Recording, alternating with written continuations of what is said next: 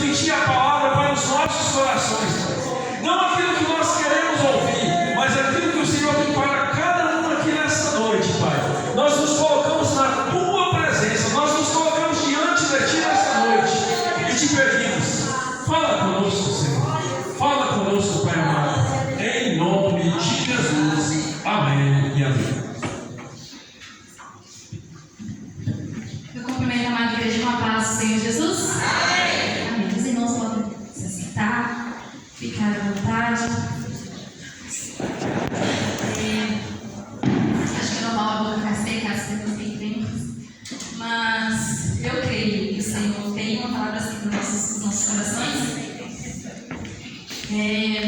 Gostaria de convidar a igreja para meditarmos, primeiramente, no livro de 2 Coríntios 5. Deus usou primeiramente o irmão Jefferson para trazer confirmação da palavra nessa noite no meu coração, porque eu estava licenciada, Senhor, será que é isso mesmo? E aí o Senhor confirmou. Eu gostaria de meditar só no último versículo, no versículo 17, que diz assim, 2 Coríntios 5, 17: portanto, se algum homem está em Cristo, ele é uma nova criatura. As coisas velhas são passadas, eis que todas as coisas se tornaram novas. E por esse versículo, a gente, ele disse aqui, que nós, a partir do momento que nós aceitamos o Senhor como nosso Salvador, como Cristo em nossas vidas, nós morremos. Se não morreu, eu deveria morrer. Morremos para o mundo, mas nascemos para o Senhor. E agora nós perdemos a nossa identidade, já não sabemos mais quem nós somos. Mas em Cristo nós precisamos adquirir uma nova identidade, porque nós precisamos nos apresentar como alguém perante as pessoas e perante ao Senhor. E depende de qual identidade nós vamos apresentar ao Senhor. Você vai apresentar a sua identidade, a sua falha, bem borrada, bem pecaminosa, ou vai querer se apresentar ao Senhor com a identidade dele mesmo? Senhor, eu tenho a tua identidade. E é sobre isso que nós vamos meditar nesta noite. Gostaria de ir lá para o livro de Timóteo. 1 Timóteo, gostaria que ficasse com as Bíblias abertas, nós vamos olhar alguns versículos a mais. 1 Timóteo, capítulo 4, e o versículo 12 a seguir.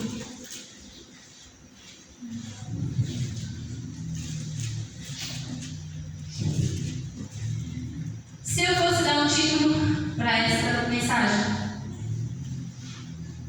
em meu coração eu entendi que somos influentes ou somos influenciados.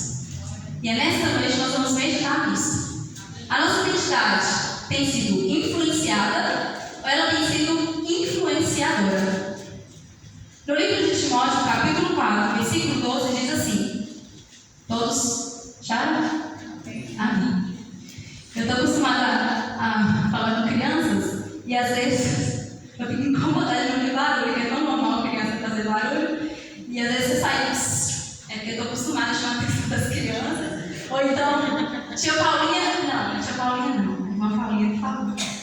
Capítulo 4, versículo 12 diz assim: ninguém despreze a tua juventude. Paulo está orientando Timóteo que ninguém despreze a juventude dele. Ele começou muito novo na caminhada, e Paulo deixou alguns conselhos para ele. Que ninguém despreze a sua juventude. O que você vai fazer na obra do Senhor? Porque você é jovem. Mas, Timóteo, sê tu um exemplo dos fiéis na palavra, em conversação, em caridade, em espírito, em fé, em pureza. Até que eu vá, dedique-se à leitura, à exortação e à doutrina.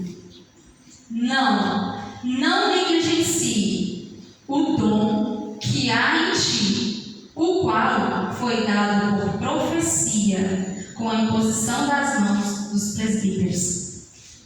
Medita sobre essas coisas.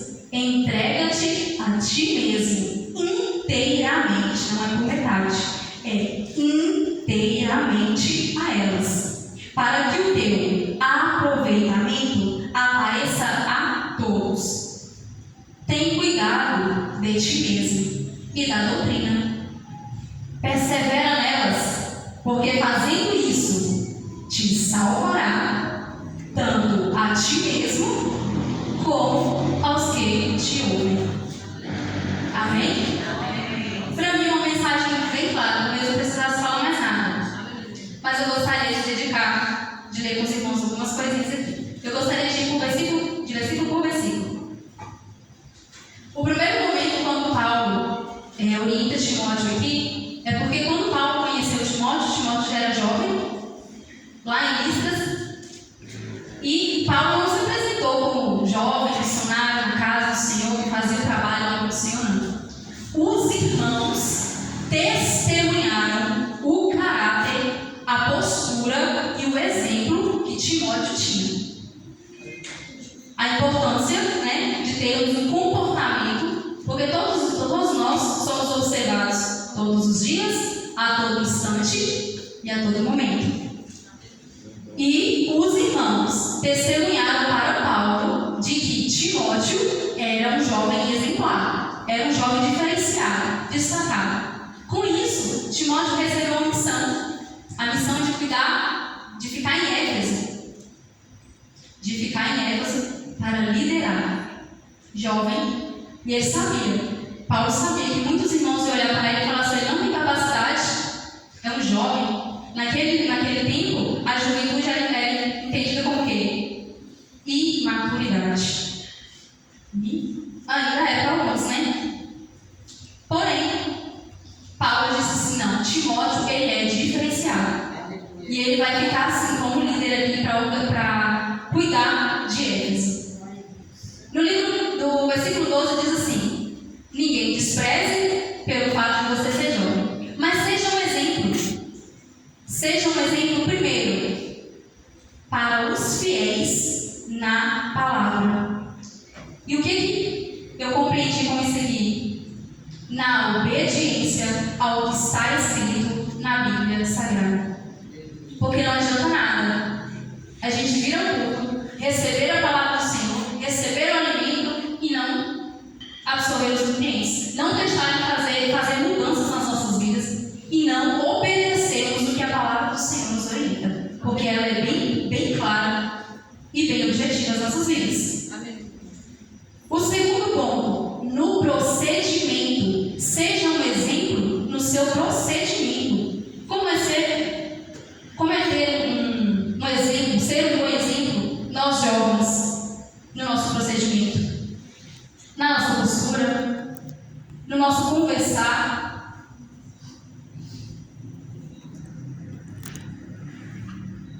Em como nos portarmos diante das pessoas, lá fora, no nosso modo de vestir, no nosso modo de andar e nas nossas conversações. Precisamos sim dar exemplo quando estamos conversando com outras pessoas, não só aqui na igreja, com outras pessoas lá fora. Dar bom exemplo do que estamos falando, do que está saindo sobre os nossos lábios, porque tudo isso está sendo observado. E se tem pessoas que sabem observar, o povo de Deus é o povo do mundo, porque tem que fazer diferença. Tem que fazer diferença. E ele já olha assim: para ser crente igual fulano, melhor não ser.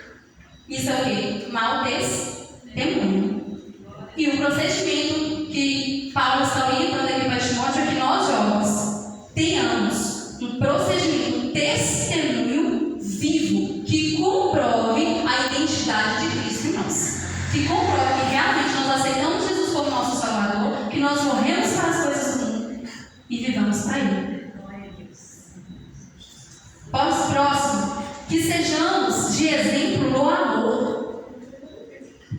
E depois de muito tempo aprendi que amor não é emoção, não é sentimento. Amor é uma escolha de atitude. atitude e de ação. E isso nós temos exemplo no próprio Deus. Deus disse que Ele é amor. Ué, se eu falar que eu sou amor. Deus disse que Ele é amor, mas Ele provou em ação. Como é que Deus provou o seu amor em ação? Deus enviou o seu Filho amado, o seu único Filho, para morrer por nós. Jesus, Ele é amor. Como é que Jesus provou o seu amor? Jesus se entregou numa cruz por mim e por você. Ele provou, Ele disse que Ele é amor, mas Ele provou em atitude. O Espírito Santo de Deus, Ele é amor. Todos os dias Ele ficou aqui para nos consolar, nos transformar, nos ajudar, nos orientar, nos alegrar. Então Ele está provando o seu amor. Amém? Amém. Glória a Deus. Aleluia. Na fé e na pureza, que não tenhamos uma fé fingida, ou que sejamos apenas religiosos. Nós temos que ter cuidado, porque nós podemos cair no comodismo de ficarmos religiosos e deixar nossa fé ser fingida. Os outros estão vendo, mas está indo à igreja, ele está participando dos compromissos. Mas será que nós estamos verdadeiramente tendo fé? Uma fé não fingida? Porque Paulo viu isso em Timóteo. Lá na frente, Paulo disse para Timóteo assim: eu vejo que você não tem uma fé fingida. Esses dias eu recebi uma chacoalhada. Você está sendo só religiosa? E doeu na hora que eu ouvi. Doeu. Eu fui para o secreto com o Senhor e comecei a buscar: Senhor, não me deixa ficar de um dia na igreja. Não me deixa viver uma vida mentirosa diante do Senhor. Porque eu não posso e não quero perder a minha salvação. Não tenho outra oportunidade. Eu tenho essa vida para entregar, para dedicar para o Senhor. Não me deixa não, Senhor. Segura em minhas mãos, me desperta, me acorda, me incomoda no que eu estou errando. Mas não me deixa, não deixa eu influenciar outras pessoas a seguir pelo mesmo caminho. Eu tenho tido com as crianças lá e eu vejo que é muito simples, começa a copiar a gente. No cabelo, escovou o cabelo. No outro dia aparece a criança. É simples. Mas a gente arrasta. E o errado também arrasta, irmãos. O errado chama com uma bandeira assim, ó, luminosa. E atrai demais se nós não tivéssemos apercebos. Seguimos no versículo 13. Todos seguindo? O versículo 13 diz assim: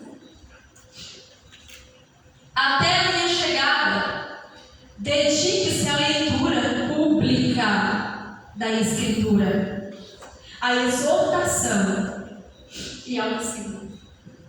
Paulo aponta a importância de dedicarmos à leitura bíblica, e não só de dedicarmos à leitura, de conhecer, mas de compartilhar, de passar à frente. Isso aqui já está puxando para outro versículo, que é o ide por todo mundo e pregar o Evangelho. É uma missão, é um dever, uma obrigação de quem fez o quê? Quem adquiriu a identidade de Cristo? Quem aceitou Jesus como seu Salvador e quem morreu para si? De ensinar as verdades e os princípios encontrados na Bíblia. Meditando na palavra do Senhor, eu entendi que eu preciso fazer do lugar de onde eu estou um campo missionário. De todos os lugares, seja na sua casa, no seu trabalho, numa conversa de 5 minutos com uma pessoa. Você precisa fazer desse momento a sua oportunidade. Por que a sua oportunidade? Não lembro se vocês lembram do pequenininho que vinha aqui, lá da chácara. Estava vindo sempre. Tem alguém assistindo o palco dele? Ele teve que ir embora, a família dele teve que ir embora daquele jeito aí. Eu tive 6 meses meses com ele. Eu tive 6 meses para plantar as sementes no coração dele. Foi o tempo que eu tive. Outros, que já foram embora também, né? Eu, particularmente, Paulo, as meninas talvez tiveram mais tempo. Eu, Paulo, tive 3 meses. Em alguns eu tive 2 semanas para lançar sementes. Mas eu oro ao Senhor, Senhor, a semente foi lançada. E quem faz o Senhor, quem faz frutificar é o Senhor. E pode ser que eu não veja ele por muitos anos ou nunca mais. Mas eu sei que a semente foi lançada. E eu descobri que é uma árvore que ela demora 10 anos para a semente germinar. Além de lançar a semente, nós precisamos orar por elas. Dedicar aquela que você dedicou a levar o ensinamento. E por que nós precisamos fazer isso? Porque não existem pessoas fora do alcance da graça do Senhor. Ah, mas fulano não vai me ouvir. Joga semente. Fulano não dá atenção. Joga semente. Plante, cumpra com a sua obrigação. Não é obrigação, é sua obrigação sim. O Senhor diz. Se você adquirir a identidade do Senhor, é um dever seu. Não perca as oportunidades. Não existem pessoas descartáveis assim. Versículo 14. Não negligencie ou não ignore o dom que lhe foi dado por mensagem profética, como imposição de mãos dos presbíteros. Aqui Paulo orienta Timóteo da importância de valorizar e utilizar os dons espirituais que Deus nos concedeu. Precisamos entender que esses dons não são para o nosso próprio benefício, mas servimos e edificarmos a igreja. Em inúmeras vezes. Eu sentava no banco da igreja e já vinha com medo de ter oportunidade. Vou confessar, eu já vinha com medo de ter oportunidade. Eu sentava do jeito que alguém tampasse o meu rosto para os irmãos aqui na frente nem me enxergar. E eu me envergonho muito disso, irmãos. Eu estou falando isso aqui, não é alegre não, eu me envergonho muito. E eu ia para casa pior do que quando eu chegava aqui. Eu vi irmãos mais olhando para mim, desviava meu olhar, mas não é para mim. Eu acho que não é para mim, é para fulano. Era para mim, ou seja, eu tinha que dedicar a obra do Senhor. E aí eu fiz um compromisso com o Senhor. Pai, eu não vou mais fugir. A oportunidade que eu tiver, eu vou agarrar. Não sei o que vai acontecer por aí adiante, começou, né? Muitas coisas, muitas oportunidades. Mas eu tinha muita vergonha. Vergonha de quê? Desagradar? De falar coisa errada? Por quê? Talvez eu não tivesse conhecimento de nada da vida. Tivesse desinteressado, não tivesse entendido que o Senhor, ao nos libertar, Ele nos livra do espírito do medo, porque é uma coisa que nos prende. 2 Timóteo, capítulo 1, versículo 7, diz assim: Deus não nos deu o espírito de medo, mas de poder e de amor e de uma mente sã. Portanto, não te envergonhes do testemunho de nosso Senhor, nem de mim, que sou prisioneiro seu. Antes, participa das aflições do Evangelho, segundo o poder de Deus, que nos salvou e chamou com uma santa vocação, não segundo as nossas obras, mas segundo o seu próprio propósito. Aleluia. E graça que nos foi dada em Cristo Jesus, antes do começo do mundo. E se estamos aqui é pela graça. Esses dias eu ouvi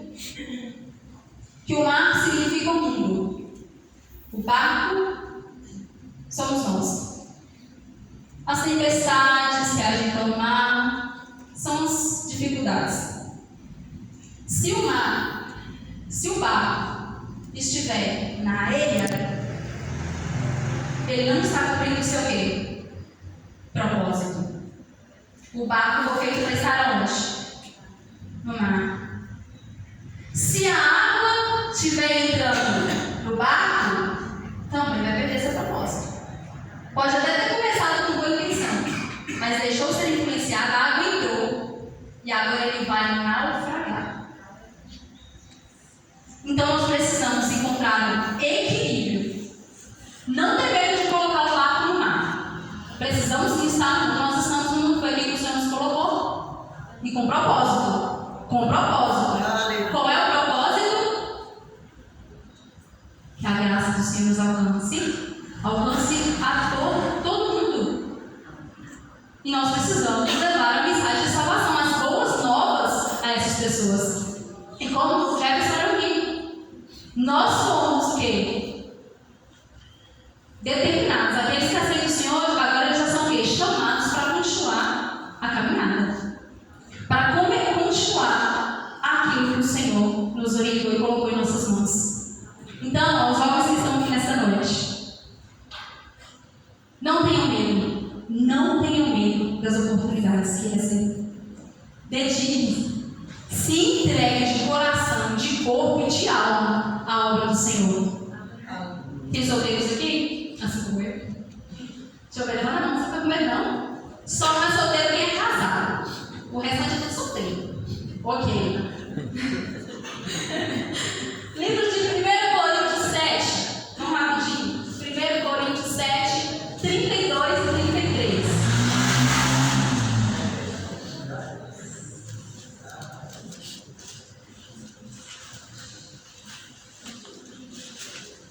Primeira Coríntios 7, 32 e 33. 7, 32 e 33. Amém? Amém. Já estou quase terminando. Mas quero, uma orientação de Paulo. Mas quero que estejais livre de preocupações. Parece que está pedindo tudo o contrário da gente, né?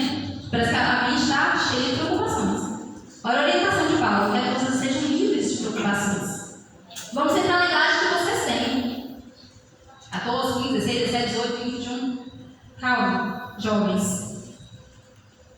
Aquele que é solteiro, cuida das coisas que pertencem ao Senhor. Olha a orientação de Paulo, muito sábio. Vocês, nós que somos solteiros, precisamos cuidar de quê? Das coisas. Costume de criança, que a gente vai repetir. Nem isso. Aquele que é solteiro, cuida das coisas do Senhor. E como ele pode agradar ao Senhor. Mas o que é casado, cuida das coisas que são do mundo. Em como ele pode agradar a sua esposa, porque agora já tem muitas contas para pagar, uma casa para sustentar, né? E nós que somos solteiros, tem filhos para criar, filho que adoece, filho que bota a boca, mulher não tá. Nossa, olha a oportunidade que nós temos e nós não estamos aproveitando. E isso aqui foi uma surra para mim, tá? Foi para aprender mesmo. Nós temos tempo, não temos preocupações, mas não estamos dedicando o que nós deveríamos dedicar. Nós estamos exigindo de líderes que são casados, que têm outras preocupações e não estamos cumprindo com a nossa obrigação. E como é que nós vamos chegar diante do Senhor? O que você fez na sua juventude? O que você fez com a sua juventude? O quanto você entregou da sua juventude? As coisas não vão melhorar quando estão casadas. Então, vamos facilitar? Vamos aproveitar a nossa oportunidade. Esse tempo o Senhor preparou para nós plantarmos. Esse tempo o Senhor preparou para congregarmos, para dedicarmos a obra do Senhor, para estarmos atentos quais são as necessidades da casa do Senhor. É no louvor, é na palavra, é nos sonhos, é na portaria, é na limpeza. Senhor. Cuide de ti. Cuide das coisas que o Senhor tem prazer. Porque a missão do casado é cuidar das vossas esposas. Como Cristo amou a igreja. Uma missão bem pesada, né? Como Cristo amou a igreja. E nós, meninas, ter prazer. Temos que aprender a ter prazer em servir ao Senhor, porque nós teremos que servir ao nosso esposo. Se vocês não têm prazer, se nós não temos prazer em servir ao Senhor, que é perfeito, que zela por nós, que supra as nossas necessidades, nós teremos dificuldade em honrar, em servir os esposos que o Senhor nos dê, que são homens pecadores. Então nós precisamos agora dedicar esse tempo, aproveitar esse tempo que nós temos para cuidar de nós e da obra do Senhor, para dedicar de corpo, de alma. Amém? Amém. Parei no versículo, acho que parei no 14, 15 e volta 2. Versículo 14. Seja diligente. A mesma coisa que responsável nessas coisas, em tudo que eu disse aqui. Dedique-se inteiramente a elas, para que todos vejam o seu progresso. Nós temos que nos aperfeiçoarmos, mudarmos a ponto das pessoas verem mudança em nós. Não precisa, mudei isso, viu? Agora aprendi, eu sou assim. Não. Nós precisamos comprovar por meio das nossas atitudes. Não precisamos falar nada. Nada. Esses dias lá em casa eu descobri uma coisa. Nós não tínhamos um hábito em casa, de família, normal, cada um tem a sua. Mas eu descobri que é importante para mim. Um hábito. E eu comecei, nas primeiras vezes que eu comecei a fazer, eu falei, nossa. Mas por que eu sei o que faço? Ninguém vê que isso é importante? Comecei, fiquei assim. Aí depois eu comecei, não. Isso que eu estou fazendo é uma forma de cultuar o Senhor. Pronto. Comecei isso, a cultuar o Senhor. Vou começar a cultuar o Senhor com isso, com essa atitude. Ah, fulano quis participar? Não quis. Eu e o Senhor estavam lá. Amém. Fulano entrou e participou. Não quis, não estava lá, eu estava sozinha. Eu e o Senhor estava lá. E o que era importante para mim estava lá. Eu fiz. Vários dias fazendo. E não cobrei de ninguém em casa, até porque era importante para mim. Eu não poderia impor, inclusive a casa é minha, né? Impor sobre a tradição da casa dos meus pais. E comecei. Aí um certo dia, de tanto eu fazer, de tanto eu mostrar que era importante, eu cheguei e estava do jeito que eu falei, olha, eu influenciei. Glória a Deus. Mesmo que repetidas vezes fazendo, eu consegui influenciar. E aí, olha que interessante. E continua sendo importante para mim. Talvez não seja tão importante para outra pessoa, mas a pessoa viu que era importante para mim também e fez. Talvez não precisamos falar nada, só as nossas atitudes vão gerar no outro uma mudança de comportamento. Porque às vezes você fica, faz isso. É horrível, gente. Faz isso. Gente, é muito ruim. Mas faça. De bom coração, cultuando ao Senhor, você vai gerar no outro uma mudança. E assim as pessoas vão ver o quê? O nosso progresso. Paulo nos orienta a ser responsáveis em ler e praticar as Escrituras, a ponto de ficar evidente o nosso crescimento espiritual. Não é para se parecer. Mas é porque é importante levar em consideração o exemplo que estamos dando aos outros. Eu gostaria de fazer uma pergunta. Se pessoas nos observassem durante uma semana, quais são as atitudes, as ações que nós temos em nossas vidas que poderia gerar no outro uma mudança, sem falar nada, te observando, porque nós estamos observando. Vão lembrar de você num lugar que você não tem nem noção. Vão citar seu nome numa conversa que você não tem nem noção de quem foi. Mas não. E qual vai ser a forma que as pessoas irão citar seu nome? Qual será a forma que as pessoas vão lembrar de você como portadores da identidade de Cristo? Vergonhosa ou orgulhosa? Um exemplo ou uma desonra? Precisamos honrar o posicionamento que nós fizemos diante do Senhor, aceitado como nosso Salvador, como nosso Mestre, como nosso Senhor. Versículo 16, último versículo. Antes, bem para a sua própria vida e para a doutrina, perseverando nesses deveres, pois, fazendo isso, você salvará tanto a si mesmo quanto aos que o ouvem. Olha a responsabilidade que nós temos. Aceitei Jesus, estou lá na igreja, eu vou, congrego, mas nós esquecemos que outras pessoas podem ser salvas por meio do nosso testemunho. Pelas coisas que dizemos. Se eu saio daqui da igreja, não gostei de algo, vou levar para uma pessoa que não está aqui dentro, que não conhece, que não entende o que nós estamos falando. Como é que essa pessoa vai receber isso? Eu não vou levar na igreja, não. Para ficar nessa confusão, prefiro nem ir na igreja. Não é, gente, ouvi isso? Prefiro nem ir. Desse jeito aí? Acontece isso aí? Precisamos vigiar com quem estamos falando, o que estamos falando,